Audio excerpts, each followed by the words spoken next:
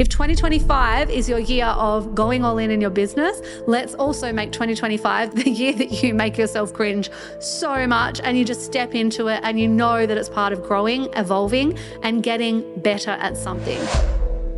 What does all in actually mean to you? What are the boundaries, sacrifices, and payoffs that you are willing to make in this season of your life? Success in business truly is 5% strategy. The thing is, all the strategies work, but not if you don't have your internal world on check. Hello, welcome back to the Mind School podcast. I am going to dive into today's episode, which is all about going all in your business in 2025. If you are somebody who has been dreaming of going all in on your business, working part-time or working full-time, but then doing your side hustle thing, and you're like, no, this is the year that I am really giving it a crack. This is the year that I'm going to make my business my full-time income. This is the year that I'm going to really make something of it.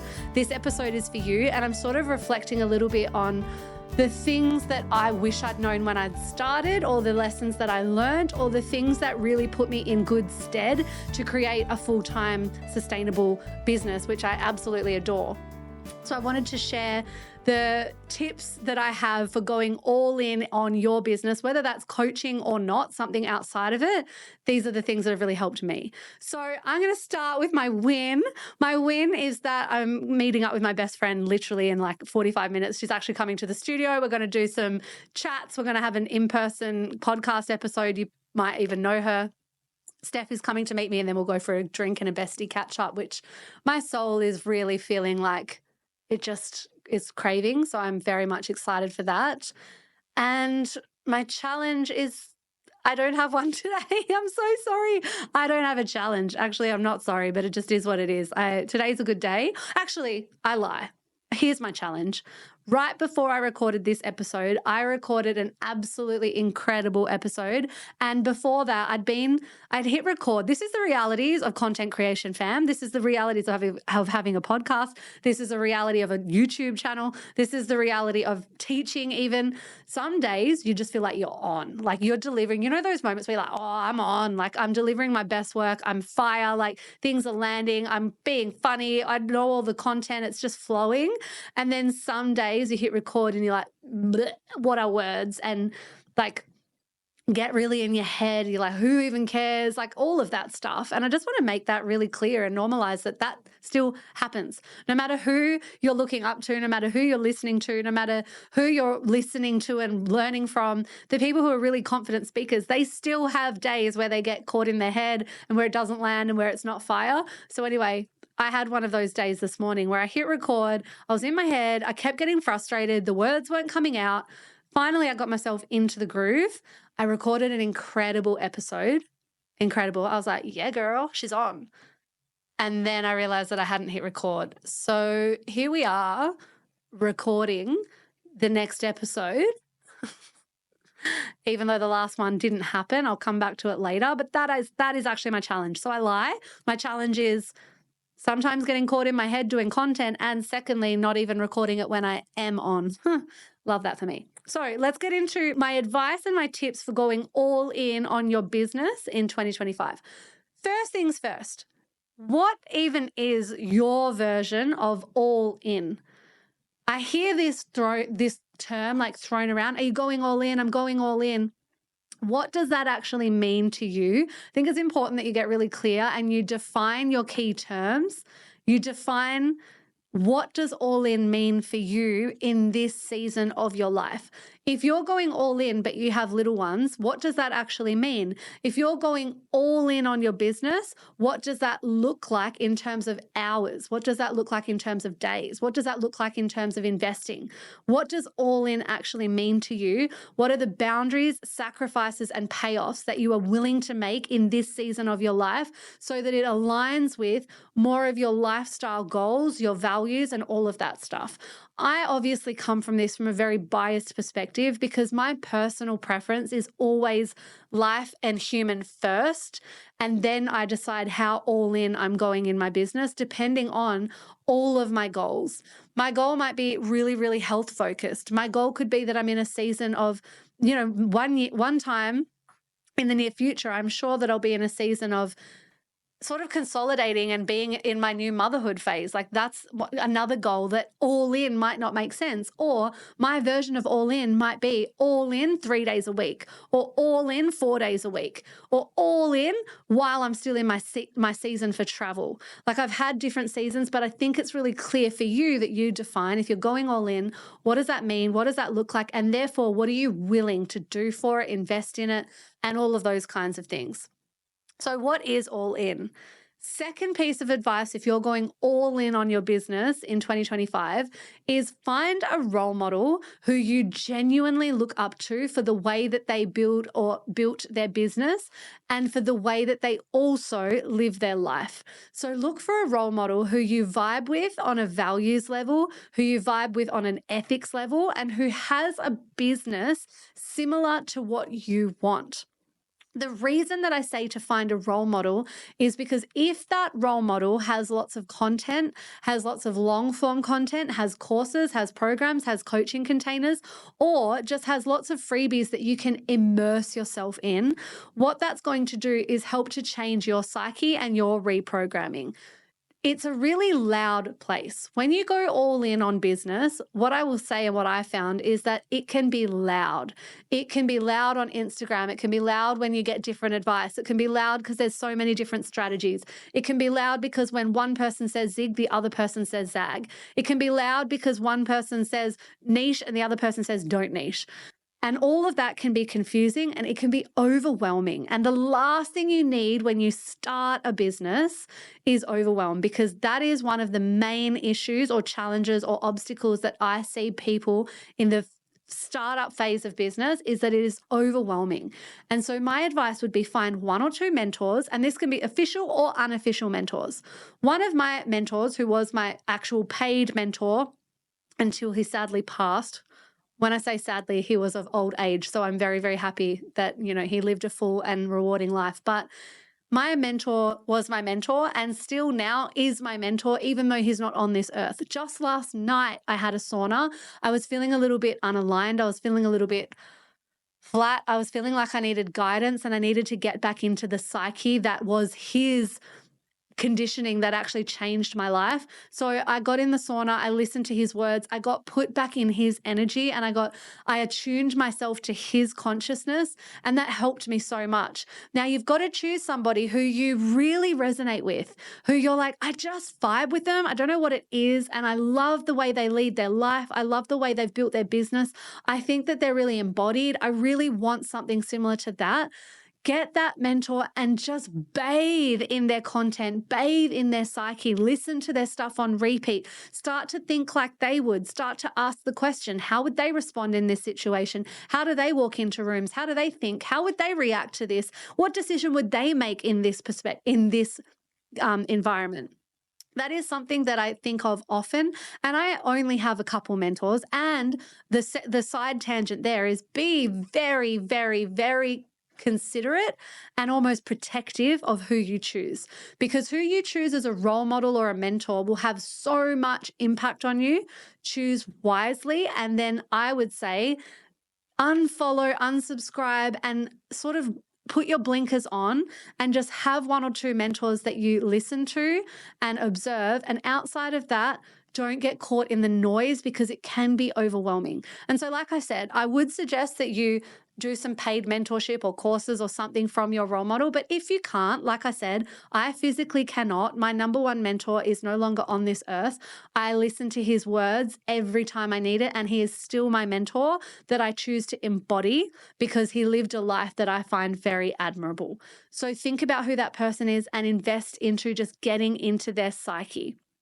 Number 3, this is not the most common piece of advice, but it's one that I stand for and I'll preach for a long time, purely because it helped me so much, but it is not the common thing in this space. And that is, keep a part-time job. Have a part-time job while you're growing your business. And the reason this is almost counterintuitive is because people think going all in on their business means quit your job, cut all ties. It's almost like in the business world, there is like this sense of shame for having a job, or this sense of like, I've gone backwards, or I haven't fully made it yet if I have a job. I do not believe that. I think it actually is the biggest amplifier to your success to have a part-time job that does a few different things. One, it gives you that solid and consistent security blanket so that you can make more bold moves within your business. It makes sure that you're not in complete scarcity. You're not spiraling in an unsafe nervous system and then creating, just doing things in your business that are a bit shady. Because let's be honest, when you are in a place of scarcity, when you are spiraling, when you don't feel safe, when you feel desperate, what kind of energy do you believe you put into your business? And what kind of humans are you going to attract in from that frequency? It's just not a nice way to do business. And you start to say yes to things that should actually be a no.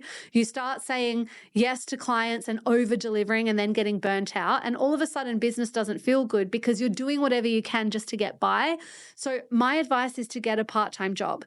Second to that part-time job, and the other tangent to this part-time job is either one of two things. Get a part-time job in a realm that is going to amplify your skill set in your business. So let's say, for example, you have a coaching business, but you work part-time for a marketing agency. That to me is like win, win, win, win, win. You're learning skills that will actually amplify and expand you in your business. And that is incredible. So get a part-time job where you're learning skills that you can bring across to your business. That's what I did. I was making multiple six figures consistently, and I was still working part-time inside another coach's container as their resident mindset coach. And that income just felt so nice, and it gave me that freedom and flexibility. I didn't even pay myself in my business because I kept reinvesting all my money, and that allowed me to grow, to get team, to get systems in place because I was being, quote, fed by my part-time job, and that meant that I wasn't operating from scarcity. So in that regard, I had a coaching business and I was part-time working as a mindset coach, which was further developing and expanding my skills and further growing my business.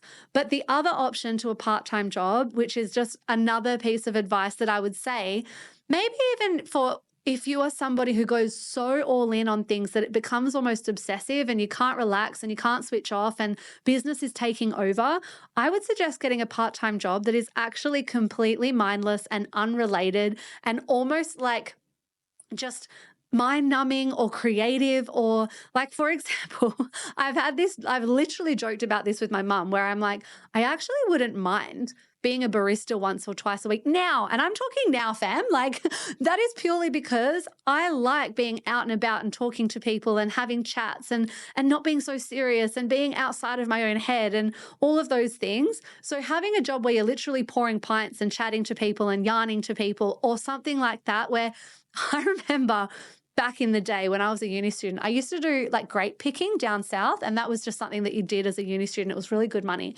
And I loved the mindlessness of it, but then the mindfulness that came with it. When your mind or when your body is busy doing something and you're just in this sort of flow state, in that particular instance, it was just picking grapes and picking fruit. That's when ideas came. That's when inspiration came. That's when I had so many moments of clarity just through doing something that was actually repetitive and monotonous, but it put me into a flow state. Looking back, a lot of the jobs that I had when I was at uni put me into a really repetitive, like, flow state. I used to be a pill popper. And I mean that, I mean that in so many different ways.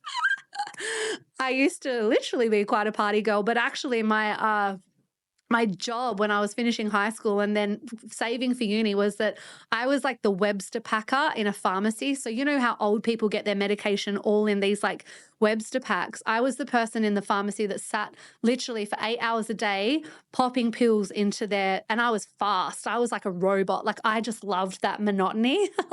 But it was so, I think now looking back, it's probably a little bit of the spicy brain. It loved that mindlessness, but also being active. But it was also where I had so much time with my thoughts and where ideas came in and things like that. So if you're going all in on your business, this is contrary to popular belief. You can be all in on your business and have a part-time job. And I believe if done correctly, that part-time job can actually collapse timelines in your business because you'll be doing things from such a clean energy and a grounded space. Number 4, my advice for going all in your business is to be playing the long game. And that can be challenging. I'm someone who I can think really big picture. So I find it really easy to think long game, but then I often find it a little bit more challenging to get down into the nitty-gritty details. But having a long-term vision and a long-term game, what it's all moving towards, and allowing, like, it's like this. It's a really interesting dance, and I call it calm urgency, like grounded urgency, where it's like, this needs to happen and it's gonna happen fucking soon. Like, let's fucking go. Let's collapse timelines. And I will do it for as long as it needs to happen. I've got all the time in the world. It'll happen when it happens, and I'm acting with calm urgency.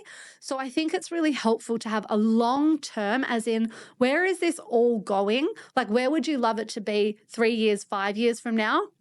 And then starting with the end in mind and reverse engineering that. Because if you only do short term planning and you don't really know what it's all for, it's going to be really easy to get bogged down in the minute day to day. And that can take you away from like the excitement, the passion, the locked into the vision, the locked into the big dream, because you're just so bogged down in the nitty gritty. So I think having that vision that keeps you going when you do have to get down into the nitty gritty can be really helpful. So really, when you're going all in on your business, think about what it's all for and be willing to do it for a long period of time. One thing that I've definitely learned with business is that if you consistently seek instant gratification, business won't feel good for long. It just won't. Yeah, you can keep getting to those goals and you can keep getting the gratification. But if you're not doing it because you love the process, however long it takes, business will not feel good. So you kind of need to have a big vision and then make sure that you are enjoying the process of getting there. And yes, you want it to be quick. Yes, you want to collapse timelines. You want it to work quickly. You want to be in it soon, but you've got to be someone who enjoys the process and the journey so that you can also be okay with, I'll keep doing this as long as it takes. I'm enjoying the process and who I'm becoming. So have a long-term vision in mind. That was number 4. Number 5 is prioritize learning skills. And the part about learning skills is that it feels crap. Learning skills when you are starting from a newbie, from a beginner, it actually sucks because you feel clunky, you feel awkward, you feel cringy. You have to embrace all of those things because you are going to need so many skills in business that you didn't even know you needed, or that you don't even realize that you currently aren't even very good at. You might be even unconsciously incompetent, not realizing, oh my gosh, I'm not actually very good at this. I came into business with such an inflated, it was almost like ignorant bliss. I came in with a background. I was like, I've got a law degree. I've got a journalism degree. I've been a senior English teacher. My whole career has been about communication, writing, copy, literature, all of these things. I was like, I'll be able to write a sales page. No, like that'll be so easy. I can create content. This is easy. I'm so good at this. And when I look back at my first pieces of copy and content, I'm like, oh dear gosh, you didn't even know that you were so bad. And so we need to check our egos and we need to really prioritize being someone that consistently refines and learns new skills. Business is going to be about lots of different skill sets. So have a think about what are the skills that you are actually quite confident in and what are the ones that you know let you down. For me, as an example, I'm actually pretty confident with like the creative stuff, the content, the podcasting, the speaking, the creating courses, all of that. It's the nitty gritty. It's the spreadsheets. It's the data. It's all of that where I know I need to build skill sets and I need to actually stay with the disgusting feeling of I hate this. This doesn't feel good. I don't like this. Let me get away from this. I'm not good at it. Blah, blah, blah. The overwhelm. I need to stick to it. And this is my consistent thing in business, staying with the skills that don't feel natural to me and not letting that be an excuse not to learn it. Because if you just turn a blind eye and you think, I'll just delegate, you don't actually become an empowered person. And you don't even know if your team is doing a good job because you didn't first learn the skill to be able to direct your team when you grow and scale. So in the startup phase, it's actually so important that you prioritize skill sets. And I mean marketing, I mean advertising, I mean sales, I mean content. And if you're a coach, the skill of coaching. I won't rant, but if you're going to be a coach, it goes, I would have thought it's common sense that you would prioritize the skill of coaching, because that is what's going to build your business through referrals and testimonials and all sorts of things. So learn skills and embrace the ick. It's so ick. It's so ick. That's another thing. Here's the thing. This wasn't in my notes, but I'm waffling. I'm not waffling. I'm on a rant now. I'm on a wave now. So here's the other thing about going all in your business. You need to embrace the cringe. So much of starting or growing a business in the beginning phase is doing things feeling awkward. Your first coaching sessions, you feel awkward. Your first group coaching programs, you're nervous. The first time you do a reel video, you're like, oh, cringe, cringe, cringe, cringe. The first time you record a podcast and you know that there's only 3 people listening, it's a lot of internal cringe. You need to do so much cringing and so much, God, this feels awkward. God, this feels clunky. And you need to embrace it. If you can't handle the cringe, you're not going to grow in business. So before you go all in business, let's make a pact now that this is the year of the cringe. If 2025 is your year of going all in your business, let's also make 2025 the year that you make yourself cringe so much and you just step into it and you know that it's part of growing, evolving, and getting better at something. You need to suck and do it while you suck, and keep doing it while you're awkward, and keep doing it while you're cringy, and keep doing it while nobody's watching, and keep doing it acting like you're a big deal even though you have 2 followers, and keep hitting record and acting like you're a big shot podcaster even though it's only your mum listening. Do it cringy and keep showing up in that energy, because eventually that's what creates freaking superstars. It's the people that kept doing it despite the cringe. So that's your bonus one that I did not have in my notes, but it needs to be said. With all that in mind, that probably leads very well onto my next point, which is the most underutilized skill or resource, I believe, especially when you're starting and going all in your business, is to have a mindset coach. 1000%, I believe the people who are successful in business and make something of it are the people who have mastered their internal world. Success in business truly is 5% strategy. The thing is, all the strategies work. All the different strategies work, but not if you don't have your internal world on check. If you can't get on top of your own sabotage, your own procrastination, your own perfectionism, your fear of failure, your fear of success, your ghosting, your avoidance patterns. If you can't get rid of that stuff, if you cannot make yourself move, mindset is going to be the thing that stops you. And I've seen it again and again and again. And even if I share vulnerably from my own perspective, I know the reason that I'm not yet where I know the Mind School can be and will be is because I am still holding back a little bit from an internal place. It is me internally that is holding back. I've got clients, students, graduates, coaches, mentors who are like, Breanna, what the hell? Why aren't you putting why aren't we putting some gasoline on this? This needs to be 7-8 figures. You need to be like, la, la, la, la, la. And I know I'm still working on a few things behind the scenes internally to get it to that place. And when I'm a match for it, it will happen. I know it will happen. I know right now I'm working on some internal things to become a match, working on some beliefs, working on some identity stuff. That stuff will happen, mark my words. But what's actually in the way right now is not a strategy, is not a PR plan, is not a content strategy. It's nothing but me. And as the person driving the business, as the CEO, you need to have your internal world on check. And that is why I believe, especially in the startup phase, like I said, when I went all in on my business, the first thing I invested in was a mindset mentor and coaching skills.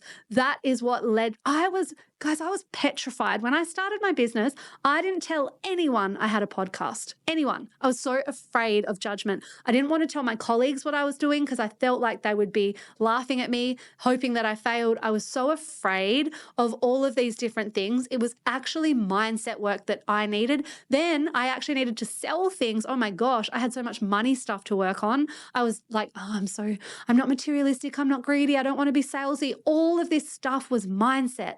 launching. Again, every level of business is mindset. I've had launches where I've put things out there and it has not gone how I wanted it to go straight away. I had to be so on top of my mindset to make sure that I didn't then ghost and I kept showing up convicted. It was because of all the work I've done in mindset that has actually allowed me to keep growing this thing. And that's why I truly believe, like I said at point 2, if you don't yet have the resources to invest in a mindset coach, then at least find one, whether it's this podcast or a book or a mentor that you find online, and just consume yourself, bathe in their wisdom and their knowledge, and reprogram yourself through their free content. But truly, if you can invest into anything when you are starting and going all in on a business, make it mindset work, because that will be the thing that either catapults you and expands your timelines and collapses your timelines, or the thing that completely sabotages you. It really is an internal game. It really is a mindset thing. And the last one, this is actually one, and I'm going to give credit where credit's due. I was chatting to my best mate, one of my best mates yesterday, and he just said something in passing, and I was like, that is so freaking true. And he embodies it so well. He said something that he's always remembered and lived by is that you need to have a hobby for your mind, a hobby for your body, and a hobby for your heart or creativity, and a hobby for making money or a way of making money and financial freedom. So we were talking about that and we were reflecting, and he was sort of saying, well, he's got music, he's a DJ and a music producer, he's huge into BJJ, so that's for his body, and he's into trading, so that's for his mind and his finances. And I really sat with that and I was like, that is another thing. Even if you are going all in on your business, even if 2025 is the year that you're like, nah, this is my season of hustle, of making it happen, of all in on business, please also remember that you are a whole human who has a mind, a body, a soul, and a spirit, and you need to make sure all of your cups are full, even when, especially when you are in your hustle season, when you are going all in, that is more a reason why you need to have a hobby for your mind, a hobby for your body, and a hobby for your soul or creativity. So what are you doing for your health, and how are you prioritizing that so that you're not running all cylinders on empty? What are you doing for your heart? Where are you prioritizing family time? Where are you prioritizing your hobby for your creativity? Where is your hobby for your, like, all of those different things? So we've got body, that is your health. What are you doing for your body? What are you doing for your health? What are you going to do outside of going all in that is going to keep the vessel? Because you need your vitality, you need your energy. If you're going all in, you need to make sure that the vessel that you do it through is on point. What are you doing with your diet? What are you doing with your exercise? What is the hobby within that space that you do purely for enjoyment for your body? Also, what are you doing for your mind? How are you learning? And that might be within your business. What are you doing to learn for your mind? And then for your soul, that's the creativity piece, or the soul piece, where you just feel lit up when you're around certain people, or you're camping, or you're in nature, or you're playing with your dog. What are the things that you're going to do outside of business? And that kind of leans into, make sure you have boundaries. You can go all in, and you will need to have boundaries if you're going all in. And that means times that you are not on your phone, you're not stuffing around scrolling, you're not available to other people to come in and chat to you. What are your boundaries so that you are, when you're working, you are fully working, but equally when you are not, those boundaries are equally as tight. So work hard when you're working, and when you are not, have freaking clear boundaries. No, this is my soul time now. This is my hour. This is my few hours of wind down time.